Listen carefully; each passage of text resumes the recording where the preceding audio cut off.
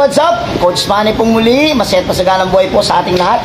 Nandito ako ngayon at nakikita nyo itong aking featuring Bortang, ang aking player na cute. Ngayon, eto, nagtuthrowing drill at ngayon, sana po panoorin itong video na to. Short video lang to. Ibibigyan ko na kayo ng konting tip pag nagtuthrowing drill, pag magtuturo ng pagpukol. At yun yung very particular tayo for today's video, doon sa spin ng bola. Kapag nagtuturo tayo ng throwing drill, yung ikot ng bola, importante po yun.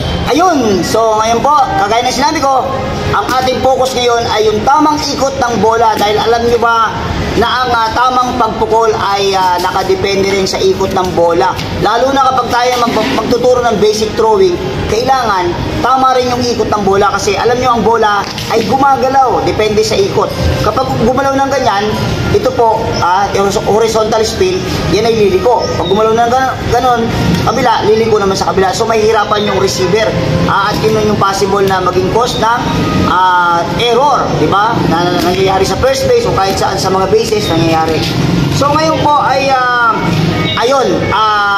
ituturo natin sa inyo ano ba yung tamang paano ba natin malalaman kung tama yung pukol kapag tayo nagtuturo ng basic throwing. Kailangan tama rin yung ikot ng bola at kailangan backspin. Ayan po, ganyan dapat ang ikot ng bola, oh. Yan. Ngayon ay papakita ko sa inyo kung ano mga dapat natin gawin para maging tama ang ikot ng bola ng ating mga players na bagong tinuturuan. Okay, ngayon po ay papakita natin yung unang-unang drills na pwede natin gawin para tama ang spin o ang ikot ng bola. So papakita ko at with my guest, si Bortang. Come here, Bortang, at gagawin natin ang drills. So, ang unang drills para tama ang ikot ng bola. Siyempre, unang-una sa hawak. Yung hawak, kailangan balanse, ha? O makinig ka, ha? Kailangan balanse. Hindi pwede tayo mag-release ng papaganon, or papaganon. Okay, kailangan balanse. Yung hawak mo pa lang sa bola, kailangan balance. So ito po yung unang drills na gagawin natin at ipapagawa natin sa ating player na si Bortang. Yan. Okay, so ayun, ha. O yan, gaganon lang po natin. Papakita ko sa kanya, ganito gagawin, ha. Para ka nagdadart. O gano'n, nakita nyo? Yan. So, okay, do it. Para nagdadart. Okay, tingnan natin kung tama yung ikot ng bola. Ayan, eto na po. Nakikita natin yung unang drills. Yan. So mamaya tututukan natin kung tama yung ikot ng bola. Ayan. Push to the net lang.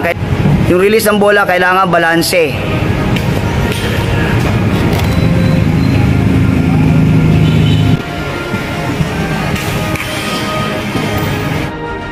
Ayan, nandito na po tayo ngayon sa second drills. Ayan, pwesto. Ayan na po. Sige, push, ha, yung tama. Baka mapahiya tayo sa ating mga manonood. Kailangan tama ang ikot ng bola. Yan. So, nakikita po natin. Oh. Ayan. So, ayan po yung pangalawang drills. Una, yung parang nagdadart ka. Ngayon, ito yung pangalawa.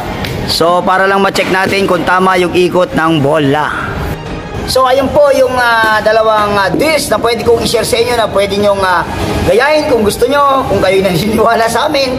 Yung maling ikot ng bola kapag pumupukol tayo, malaki ang kinalaman nun sa mga catching error, di ba? Nahihirapan sumali yung receiver.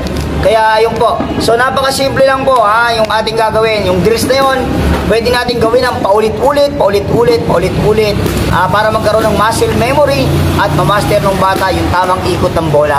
Dahil yun po ang tinuturo natin ay basic throwing lang. Kaya dapat tama yung ikot ng bola at yun nga, para malaman natin na tama yung ginagawa ng bata sa kanyang pagpukol.